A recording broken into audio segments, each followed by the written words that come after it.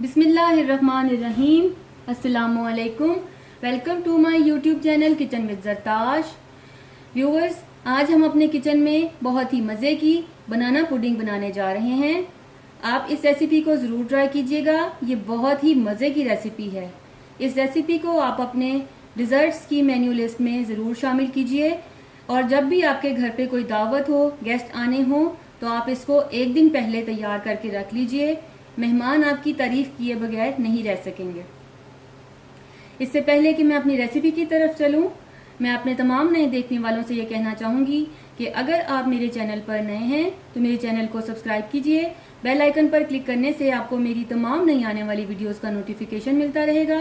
और अगर आपको मेरी वीडियोस अच्छी लग रही हैं तो इनको लाइक कीजिए, शेयर कीजिए। तो चलिए अब हम अपनी रेसिपी की तरफ चलते हैं। इस रेसिपी के लिए हमें जिन इंग्रेडिएंट्स की ज़रूरत है, सबसे पहले मैं आपके साथ वो इंग्रेडिएंट्स शेयर करना चाहूँगी। इसके लिए हमें केले चाहिए। 4 से 6 अदद हम केले इस्तेमाल करेंगे। 4 खाने के चम्मच हमारे पास कॉर्नफ्लोर है। आधा कप हमने चीनी ले ली है। 2 खाने के चम्मच मक्खन का इस्तेमाल करेंगे। नायला वेफर्स हैं, ये इस तरह से पैकेट्स में आते हैं, इनका यूज़ करेंगे। उसके अलावा 3 अदद अंडे चाहिए। 1/4 चाय का चम्मच हम नमक का इस्तेमाल करेंगे। आधा cup full fat cream use करेंगे। 2.5 कप्स, 2.5 कप के करीब हमारे पास दूध है। दूध आप जो आपके घर पे रोज़ फ्रेश दूध, रेगुलर दूध आप यूज़ करते हैं वो भी यूज़ कर सकते हैं, और अगर आप टेट्रा पैक दूध इस्तेमाल करना चाहें तो आप उसका भी इस्तेमाल कर सकते हैं। इन तमाम चीज़ों को इस्तेमाल करते हुए हम अपनी पुडिंग रेडी करेंगे। पैन के नीचे मैंने फ्लेम को ऑन कर दिया है। कोई भी हैवी बॉटम पैन ले लीजिए। उसमें हम ये हमारे पास 2.5 कप जो दूध है इसको मैं ऐड कर रही हूँ। इसमें मैं ये फुल फैट क्रीम ऐड कर रही हूँ। आंच को मैंने बिल्कुल स्लो रखा हुआ है। हमें आंच को बिल्कुल भी तेज़ नहीं करना, वरना ये दूध और क्रीम का मिक्सचर कर्डल हो जाएगा, दूध फट जाएगा, आपका सारा मटेरियल वेस्ट हो जाएगा। आंच को मैंने बिल्कुल स्लो रखा हुआ है और इसको मुझे दूध को उबालना नहीं है, सिर्फ इसको मुझे गर्म करना है।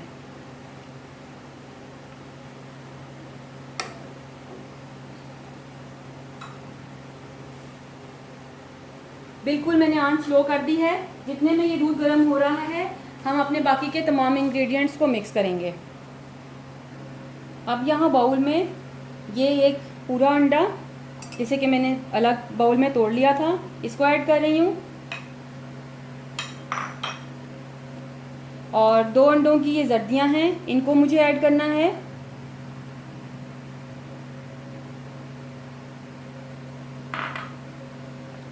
कॉर्न स्टार्च, इसको ऐड करूँगी। और उसके अलावा मुझे ये चीनी, ये तमाम चीज़ें मुझे मिक्स करनी हैं अच्छे से।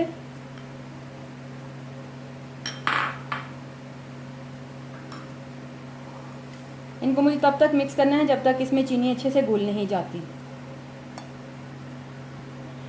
ये देखिए, ये बहुत अच्छा सा मिक्सर रेडी हो गया है। यहाँ पर मैं आपको एक बात बताना चाहूँगी, अगर आपकी चीनी बारीक है तो आप उसको वैसे ही यूज़ कर लीजिए। मेरे पास चीनी जो थी वो थोड़ी सी मोटी थी, तो मैंने उसे ग्राइंडर में डालकर पीस लिया था।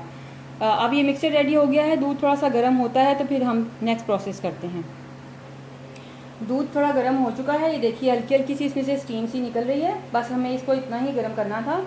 अब मैं थोड़ा सा दूध इस अंडों वाले मिक्सचर में पोर करूँगी।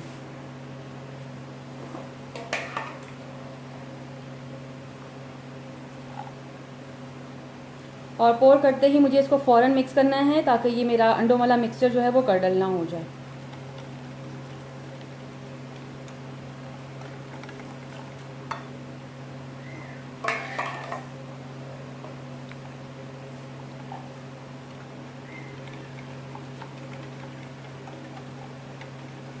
बस हमें इतना ही इसको मिक्स करना था। अब इस दूध में मैं इस मिक्सचर को ऐड कर दूंगी।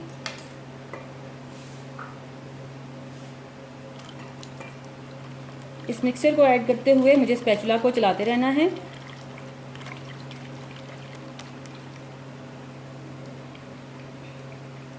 ये सारी चीनी और सब कुछ हम इसमें ऐड करेंगे। अब मैं इसको दोबारा से कुक होने के लिए चूल्हे पर रख दूंगी। मिक्सर को पैन में डालने के बाद उसको मैंने दोबारा से चूल्हे पर बिल्कुल मीडियम लो हीट पर कुक होने के लिए रख दिया है।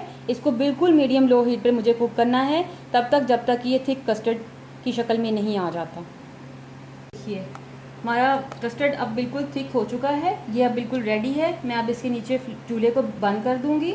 इस दौरान मैं इसमें चम्मच को लगातार चलाती रही हूँ। मैंने इसको थोड़ी देर के लिए भी नहीं छोड़ा, तकरीबन 4 से 5 मिनट के लिए मैंने इसको मीडियम लो फ्लेम पर कुक किया और ये इस तरह से थिक हो चुका है। चूल्हे से उतार लेने के बाद अब मैं इसमें ये जो हमने 2 टेबलस्पून बटर रखा हुआ था इसको ऐड कर रही हूँ। इसके अलावा ये 1/4 टीस्पून मेरे पास सॉल्ट है, इसको ऐड कर रही हूँ। इसके अलावा 1 टीस्पून मैं इसमें 1 टीस्पून से भी थोड़ा कम वनीला एक्सट्रैक्ट, वनीला एसेंस जो भी आपके पास अवेलेबल है आप यूज़ करें, मैं इसको ऐड कर रही हूँ। ऐड करके मैं इसे अच्छे से मिक्स कर रही हूँ।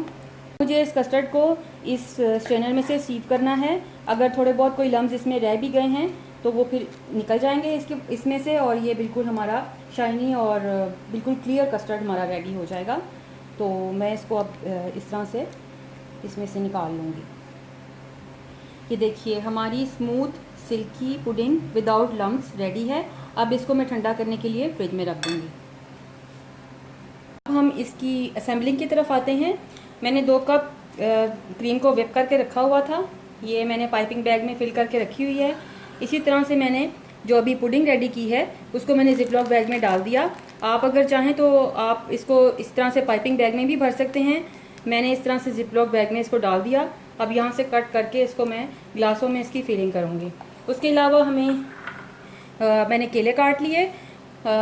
हमें इन कुकीज़ की ज़रूरत है, नायला वेफर्स, छोटे और दरमियाने जो भी साइज़ आपके पास अवेलेबल हो आप वो यूज़ कीजिए। कुछ बिस्किट्स को मैंने इस तरह से चूरा कर लिया था, क्रम्स के तौर पर हम इनको गार्निशिंग के लिए यूज़ करेंगे। सबसे पहले ग्लास की बेस पे मुझे इस पुडिंग को डाल देना है।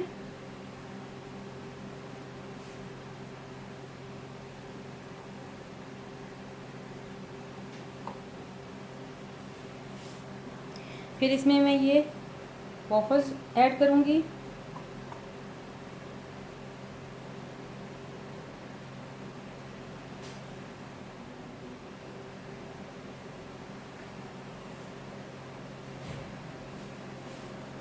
फिर इसके ऊपर हम एक क्रीम की लेयर देंगे।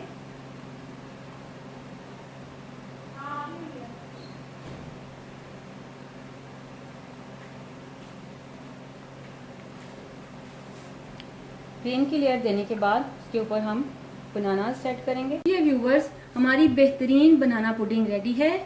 आपको मैंने जिस तरह से सिखाया है आप उन तमाम स्टेप्स को फॉलो करते हुए इस पुडिंग को बनाइएगा। इंशाल्लाह आपको ये पुडिंग बहुत ही पसंद आएगी और आप इसको बार बार रिपीट करेंगे। इस रेसिपी को ट्राई करने के बाद मुझसे अपना एक्सपीरियंस ज़रूर शेयर कीजिएगा, क्योंकि आपकी राय मेरे लिए बहुत कीमती है। अगर आपको मेरी वीडियोस अच्छी लग रही हैं तो इनको लाइक कीजिए, शेयर कीजिए, मेरे चैनल को सब्सक्राइब कीजिए। अगर आप मुझे कोई सजेशन देना चाहते हैं या मुझसे कुछ पूछना चाहते हैं तो कमेंट बॉक्स में कमेंट कीजिए। Thank you.